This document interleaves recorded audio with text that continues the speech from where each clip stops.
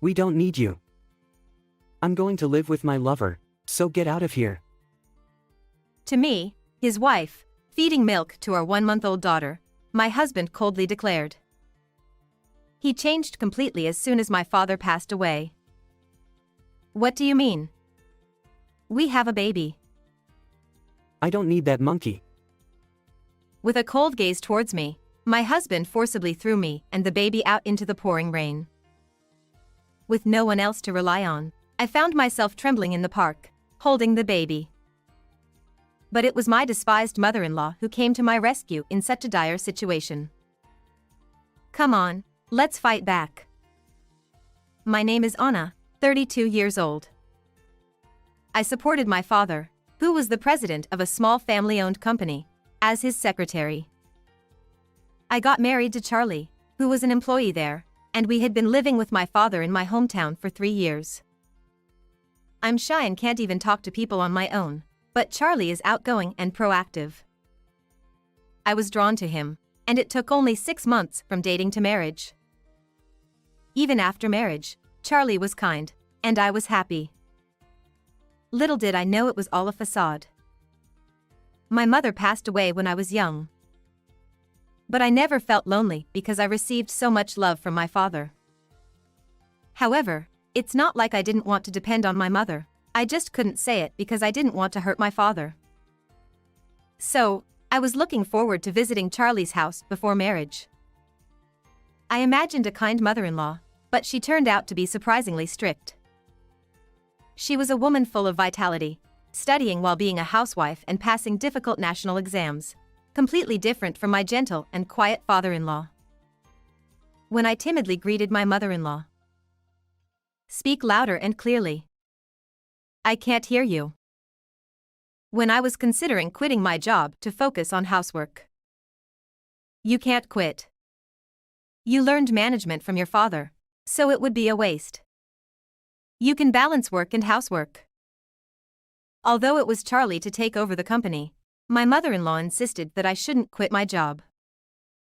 Moreover, even when I helped with housework at my in-laws' house, harsh words were thrown at me. You're too passive. Being obedient is different from having your own opinion. Speak up for yourself.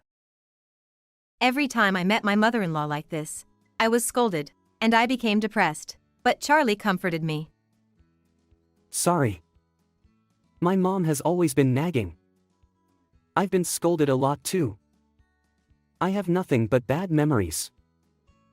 We decided as a couple to keep our distance from my mother-in-law, and we didn't meet her after that. I thought I was fine as long as I had my kind father. However, about a year after we started living together, my father began to show signs of fatigue and started spending more time in his room. One day, when I returned from shopping, I heard my husband laughing in the living room while on the phone. Really? My dream will come true soon. Just wait for it. Not knowing what he was talking about, I approached my husband from behind and asked, "Who are you talking to? What dream are you talking about?" Then my husband, who noticed me, became startled and raised his voice in a way I had never seen before. Don't eavesdrop on people's phone calls. I hate your lowly behavior. I didn't mean to. I'm sorry. After that, my husband started giving me cold looks when my father wasn't around. Moreover, his language became rough, and he started throwing things whenever he was even slightly displeased. I was puzzled by how different he was from before, and the thought of divorce crossed my mind, but I was pregnant with his baby. Hoping that he would be happy when he found out about the pregnancy, I told him about the baby, but I received an unexpected reaction. Huh. But it's too late to have a baby now. What do you mean? Aren't you happy? I'm not good with kids. I never expected him to say that, and I was shocked. Still, I believed that he would fall in love with the baby's cuteness once she was born. 6 months later, our lovely daughter Olivia was born. When my husband saw Olivia for the first time, his reaction was cold. She looks kinda ugly. But my father was overjoyed. Thank you for showing me such a cute grandchild. You're such a filial child. Even that strict mother-in-law of mine narrowed her eyes and smiled in delight. She's really cute. Innocent and pure. I could watch her forever. I felt so happy that I had given birth to Olivia. However, our happiness was shattered by a terrible event. When Olivia was about to turn 3 months old, my father suddenly passed away. I didn't know it, but my father had been given a year to live about a year ago. Actually, I was told about it because of the business handover. He asked me not to tell you because he didn't want you to be shocked, so he told me to keep it a secret. I see. He's always been an overprotective parent. That's why you turned into such a dependent daughter. Looking back now, my husband's words were cruel, but at that time, I didn't care about his insults towards my deceased father or me. I was filled with regret and shock for not noticing my father's deteriorating health. Instead of me, my husband took care of the funeral. I wonder if Charlie looks so lively because of something. Eventually, my husband began to ignore me and stopped talking to me after my father's funeral. I thought he must be busy because he took over my father's company, but I found out later that wasn't the case. Around the time of my father's memorial service, it was pouring rain due to the aftermath of a typhoon that day. As I was feeding milk to Olivia, a woman I didn't know had entered the house and was wandering around inside. She had heavy makeup on and was wearing a brand-name dress, swaying the hem as she walked confidently. The furniture looks old-fashioned, but it seems to have value as antiques. Plus, it's so spacious here. I like it. Feeling terrified of this woman who intruded into someone else's house and said such things, I cautiously asked her, "Who are you? Are you the wife by any chance? I thought you were the maid." "I'm Gigi." She rudely stared at me from head to toe and burst into laughter. "You've got yourself a plain-looking woman there. No wonder Charlie's had enough." I stood there dumbfounded, unable to comprehend what was happening, when Charlie appeared and embraced Gigi. I don't need you anymore. I'm staying here with Gigi, so get out. "What do you mean? We have a baby." With a cold, sneering glance, my husband replied, "Don't need that monkey either," and tossed in a remark. Although I've never backtalked my husband before, I couldn't stay silent this time. This house is mine. It was given to me by my father. Unfortunately, I've put this house under my name. You're no longer needed here. With those words, my husband threw a divorce form with his name filled in, and forcibly kicked me and the baby out into the pouring rain, locking the door behind us. "What are you doing? Open up. Please." But there was no response from inside the house, so I reluctantly headed to the park to seek shelter from the rain while holding the baby. As we took shelter under the toilet roof, I couldn't help but feel lost about what to do next. However, about an hour later, a woman came with an umbrella to cover me. "I've been searching for you. You're still as weak as ever. Aren't you regretting what happened?" I recognized the stern tone of her voice. It was my detested mother-in-law. Unable to retort, I bit my lip, and tears began to flow uncontrollably. Blinded by my husband's true nature, I had been obedient, not even noticing his infidelity as he took away our home and assets. I was furious with my own incompetence. As my mother-in-law hugged me gently and then encouraged me firmly, I realized she was right. I was indeed a weak and pitiful woman. "Anna, be strong for Olivia's sake. Now, fight back." Her unexpected words took me by surprise. And how did my mother-in-law even know about what had happened to me in the first place? My mind was filled with questions, but her question, "Is this how you're going to remain?" prompted me to firmly resolve to fight back.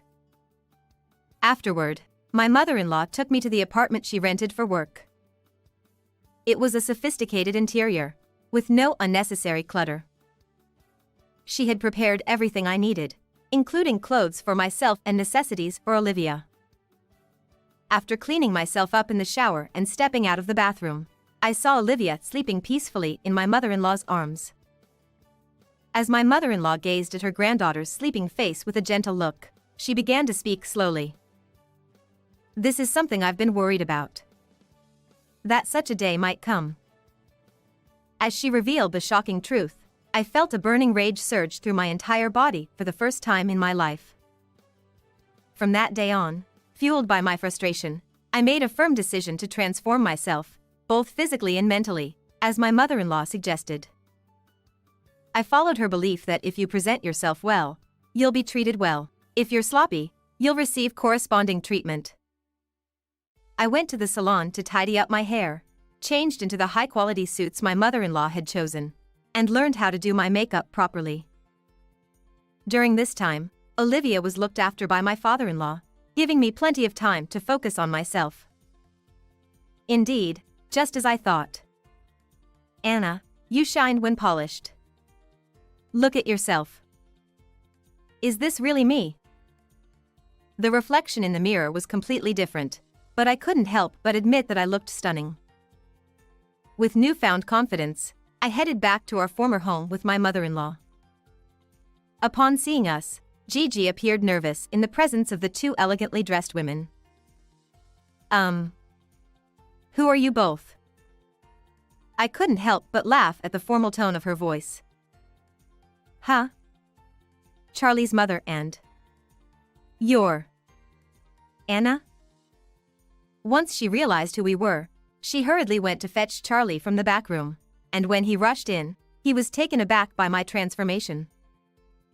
"You've become so beautiful. You're unrecognizable. I've come to talk about something important with Charlie." Even my bold declaration took my husband by surprise. I had discarded my weakness. At that moment, my husband turned to look at my mother-in-law standing next to me.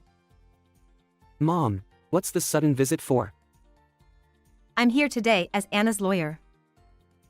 As it turned out, my mother-in-law was a licensed lawyer. Driven by her anger towards my constantly cheating father-in-law, she had passed the toughest exam on her first attempt. I was grateful to have a strong lawyer on my side and declared to my husband, "I want my father's company and this house back." "What are you talking about now? Everything belongs to me already." My husband snorted arrogantly, but my mother-in-law remained unfazed. "I have a will entrusted to me by Anna's father. According to this, the company and all assets are to be handed over to Anna." In fact, my father, sensing something suspicious about Charlie's behavior hinting at infidelity, had consulted my mother-in-law. Worried about Charlie, who resembled my father-in-law, notorious for his past infidelities, my mother-in-law had a strict upbringing for him. But people's nature doesn't change easily. When my father consulted my mother-in-law about Charlie, she had already gathered evidence of his infidelity through a detective agency. Gigi worked at the bar my husband frequented, and their relationship had started even before we got married. Charlie and Gigi had been scheming to take over my father's company and assets from the beginning. However, because my husband was not showing his true colors, my father had installed surveillance cameras and was sending the footage to my mother-in-law. Knowing that, my mother-in-law came looking for me after seeing me being kicked out of the house. I thanked my father, who had cared for me until his death. "But this house is already in my name. It's too late to change it now." "You can't change the ownership without my consent. Did you forge documents with my seal without my permission?" "That's..." "I'll sue you for this." It was at this moment that Charlie finally realized he was cornered and began to beg for forgiveness. "Hey, Mom, I'm your son. Are you really going to abandon me for some other woman's sake? Help me out here." "You're not the son I raised. Besides, I consider Anna my daughter. She also gave birth to Olivia, who is precious to me. I'm sorry. Mom, you're a lawyer, so you can help me, right? You're apologizing to the wrong person. Besides, even if I help you now, it won't do you any good. You need to face the consequences of your actions yourself. My husband looked lost at my mother-in-law's stern words, then turned to me. Anna, I'm sorry. I took advantage of your kindness. I'll break up with Gigi and let's start over again. It's too late. You've abandoned not only me but also Olivia. I can't trust you anymore. Upon realizing that she was also being abandoned after hearing our conversation, Gigi became angry. Hey Charlie, are you trying to break up with me now? You told me to wait because you have a good cash cow, didn't you? And I even cooperated by pretending to be Anna for the paperwork. Shut up. You're blabbering about unnecessary things. At that moment, Gigi and Charlie began to argue. Continue this at the police station. Please. Spare me the police. I'll return the company and the house. As I watched my husband cling to my feet crying, I couldn't help but feel immature for not seeing through such a man's true nature. Without saying anything in response, I left with my mother-in-law. Afterward, I filed for divorce at the city hall. My husband and Gigi were arrested for forging documents in collusion. My mother-in-law paid the $20,000 in compensation for my husband's infidelity and $100,000 in child support for Olivia upfront. According to my mother-in-law, Charlie would definitely repay her. The $15,000 in compensation I demanded from Gigi was also paid by her family, and I heard that Gigi was cut off by her parents after learning the truth. I started living with Olivia in my parents' house, raising her peacefully.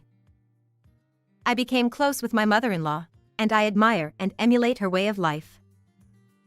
As for the company, I entrusted it to the vice president whom my father trusted until I return, and I plan to work as the president with the vice president's support once Olivia turns 1. From now on, I'll live by the lesson of my mother-in-law's words: a mother is strong. How was this story? Please subscribe to the channel as well. Well then, see you in the next video.